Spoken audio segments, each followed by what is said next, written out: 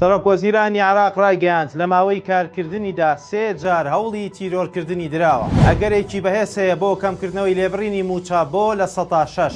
وەزیری تەندروستی حکوومەتی هەرێم ئاشکرای کرد ئەگەر هەیە بەهۆی زۆربوونی کۆرۆناوە جارێکی تر ژیان ڕابگیرێتەوە. سڵاوتان لێبێتۆم کاتتان باش، گرنگترین هەواڵەکانی ڕۆژتان پێشکەش دەکەم. ئەگەرێکی بەهێز هەیە بۆ کەمکردنەوەی ڕێژەی لێبڕینی موچە بۆ لە 6. سەرچاوێک لە وەزارەتی دارایی و ئابووری حکوومەتی هەرێمی کوردستان بە شارپرێسی ڕاگەیاند. لە چەند کاتژمێری داهاتوودا فەرمانبەرانی هەرێم هەواڵی دڵخۆشکەر لەبارەی لێبڕینی موچە دەبیستن ئەوەش وەک ئاماژەیەک بۆ کەمکردنەوە یاخود لابردنی لێبڕینی موچەی فەرمانبەران. سەرچاوە تایبەتەکەی شارپرێس لەبارەی دابەشکردنی موچەی ئەم مانگەی فەرمانبەران ئاماژەی بۆ ئەوە کرد هەم وەزارەتی دارایی و هەم ئەنجومەنی وەزیران گەیشتونەتە ئەو بڕوایی کە دەتوانن جیاواز لە مانگەکانی ڕابردوو موچەی فەرمانبەران دابەش بکەن و ئەم جارە لێبڕینی موچە کەم بکرێتەوە. ئەو سەرچاوەیە وتیشی ئێستا دوو ئاراستە دروست بووە. یەکەمیان وەزیری دارایی حکوومەتی هەرێمی کوردستانە کە داوا دەکات لێبڕینی موچە لا ببرێت، بەڵام ئاراستەی دووەم کە سەرۆکی حکوومەت و بەشێک لە وەزیرەکانی پارتی پشتگیری دەکەن پێیان باشە لێبڕین قۆناغ بە قۆناغ لا ببرێت و بۆ موچەیە مانگەش بە لێبڕینی لە 6 موچە دابەش بکرێت. سەرچاوەکەی شارپرێس لە وەزارەتی دارایی باسی لەوەش کرد لە چەند کاتژمێری داهاتوودا حکوومەتی هەرێم بە فەرمی بڕیار لە پرسی لێبڕین دەدات. وەزیری تەندروستی حکوومەتی هەرێم ئاشکرای کرد دۆخی تەندروستی لە هەرێمی کوردستان تا دێت بەرەو مەترسی دەڕوات و ئەگەر بەم شێوەیە بەردەوام بێت ئەو کات ژیان ڕادەگیرێتەوە. سامان بەرزنچی وەزیری تەندروستی حکوومەتی هەرێم لە کۆنگرەیەکی ڕۆژنامەوانیدا ئاماژی بۆ ئەوەش کرد لە دوێنێەوە تاوەکو کاتژمێر 12 شەوی ڕابردوو نزیکەی 2000 تووشبووی نوێ تۆمار کراوە. هۆشداریشیدا لەوەی ئەگەر هاوڵاتیان پابند نەبن و دۆخەکەش وەک ئێستا بەرەو مەترسی بڕوات ئەوە ئەو کات بە ناچاریەوە ژیان ڕادەگیرێتەوە. وەزیری تەندروستی باسی لەوەش کرد لە ماوەی 24 کاتژمێری ڕابردوودا لە هەرێمی کوردستان 1985 تووشبووی نوێ تۆمار کراوە. وتیشی لە دوێنێەوە تاوەکو کاتژمێر 12 شەوی ڕابردوو 19 هاوڵاتی هەرێم بەهۆی کۆرۆناوە گیانیان لەدەستداوە. باسی لەوەش کرد لەسەر جەم پارێزگاکان لە ئامادەکاریدان بۆ ئەوەی نەخۆشخانە گەورەکان جارێکی دیکە ئامادە بکرێنەوە بۆ تووشبوانی کۆرۆنا. ئەمەش چارەسەر نییە، بە پێچەوانەوە ئەوەی چارەسەرە تەنیا و تەنیا خۆپارێزیە. وەزارەتی کارەبای حکوومەتی هەرێم ڕایگەیاند لە ڕۆژانی جەژندا لە 24 کاتژمێردا 14 کاتژمێر کارەبا دەدرێت بە هاوڵاتیان. بە گوێرەی ڕاگەندراوێکی وەزارەتی کارەبای حکوومەتی هەرێم ئاماژە بۆ ئەوە کراوە بە پشتبەستن بە بەرهەمێنانی 3400 مێگاوات کارەبا لە 4 ڕۆژی جەژنی قورباندا 14 کاتژمێر کارەبا دەدرێتەوە بەشانی وەزارەتی کارەبا.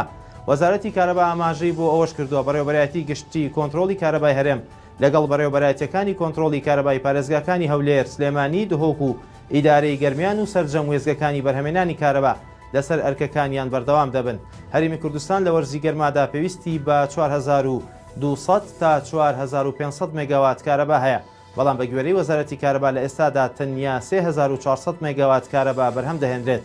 ئەوەش لە کاتێکدایە تاوەکو ئێستا حکوومەتی هەرێمی کوردستان نەیتوانیوە چارەسەری بنەڕەتی کێشەکانی کارەبا بکات و ساڵانەش لە وەرزی گەرمادا پێدانی کارەبا کەم دەبێتەوە. سەرۆک وەزیرانی عێراق ڕایگەیاند لە ماوەی کارکردنیدا 3 جار هەوڵی تیرۆرکردنی دراوە. مستەفا کازمی سەرۆک وەزیرانی عێراق لە میانی چاوپێکەوتنێکی لەگەڵ کەناڵی حەدەس ئاشکرای کرد بەهۆی وەرگرتنی پۆستی سەرۆک وەزیرانەوە دەبوو لێکەوتە نەرێنیەکانی بە هەند وەربگرێت.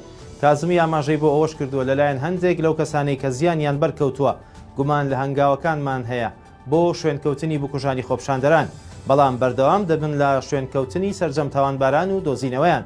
کازمی ئاشکراشی کردووە 3 جار ڕوبەڕووی هەوڵی تیرۆرکردن بووەتەوە و بڕوای بەوە هەیە کە خوددا ئەو کات و ساتەی بۆ نووسیوە کە تیایدا ماڵئاوایی لە ژیان دەکات، بۆیە ئەو بابەتە نیگەرانی نەکردووە. مستەفا کازمی لە دوای دەستدەکارکێشانەوەی عادل عەبدولمەهدی سەرۆک وەزیرانی ئەو کاتی عێراق لە 7 ئایاری ساڵی ڕابردووە بۆ تا سەرۆک وەزیرانی عێراق. ئاژانسێکی ئەمریکی ئاشکرای کردووە کەرتی تەندروستی عێراق هەرسی هێناوە و ئەو وڵاتەش لە لێواری ڕوودانی کارەساتێکی گەورەی تەندروستیدایە.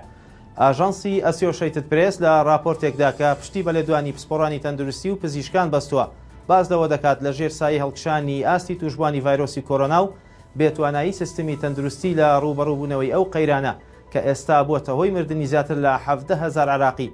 عێراق لەسەر لێواری ڕوودانی کارەساتێکی تەندروستیدایە. بەشێک لە پزیشکانی عێراق بە ئاژانسەکەیان وتووە بەهۆی نەبوونی نەخۆشخانەی پێویست و کەمی دەرمان و ئەگەرەکانی سووتانی ئەو جێگایانەی بۆ تووشبوانی کۆرۆنا تەرخانکراون ڕەنگە شەڕی دژ بە ڤایرۆسی کۆرۆنا بدۆڕێنن. راپۆرتەکە ئاماژەی بۆ ئەوەش کردووە لە سەرەتای مانگی ئادارەوە کەرتی تەندروستی عێراق بە دۆخێکی خراپدا تێدەپەڕێت و لە بەرامبەر تۆمارکردنی ژمارەی پێوانەیی تووشبوانی کۆرۆنا دەستەوەستانە. بەو پێی ڕۆژانە ژمارەی توشبووان خۆی لە 9,000 توشبوو نزیک دەکاتەوە لە نێوان 30 بۆ 40 کەسیش گیان لەدەست دەدەن. بەپێی ئامارەکانی وەزارەتی تەندروستی لە سەرەتای بڵاوبوونەوەی کۆرۆناوە لە عێراق تاوەکو ئێستا 1,474,865 کەس لە عێراق تووشی ڤایرۆسی کۆرۆنا بوون و لەو ژمارەیەش 17,751 کەس گیانیان لەدەستداوە. لە ئێستاوە جەژنتان پیرۆز بێت و بە هیوای جەژنێکی خۆش بە هەموو لایەکتان خواتان لەگەڵ بێت.